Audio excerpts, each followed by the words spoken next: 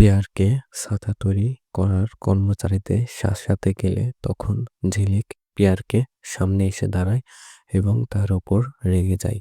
এমনটাই দেখতে চলেছেন ২ শালিক ধারাবাহিকে। ঝিলিক পেয়ারকে চ্যালেঞ্জ জানিয়ে ছাতার ব্যবসা শুরু করে দিয়েছে।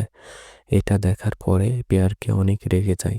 এরপর গোরা তার ফোনে করা ভিডিওতে গোডাউনের কর্মচারীদের সহযোগীদের ভিডিওটা পেয়ারকে দেখা। পেয়ারকে ছাতা তৈরি করার অন্য কর্মচারী দেখেই বলে ওঠে, এদেরকে ঝিলিক কোথা থেকে জোগাড় করলো? আমি এভাবে ওদের উপরে উঠে দেব না, আমাকে কিছু একটা করতে হবে। এরপর পেয়ারকে সেই পুরনো কর্মচারীদের দিকে তাকিয়ে তাদের বলে ওঠে, তোরা যদি কাল থেকে ছাতা বাড়িতে গোডাউনে কাজ করতে আসিস, তোরা আর কেউ সুস্থ হয়ে বাড়ি ফিরবি না। এই কথাগুলো বলার সময় ঝিলিক পেয়ারকে সামনে এসে দাঁড়ায় আর পেয়ারকে তখন বলে ওঠে, এত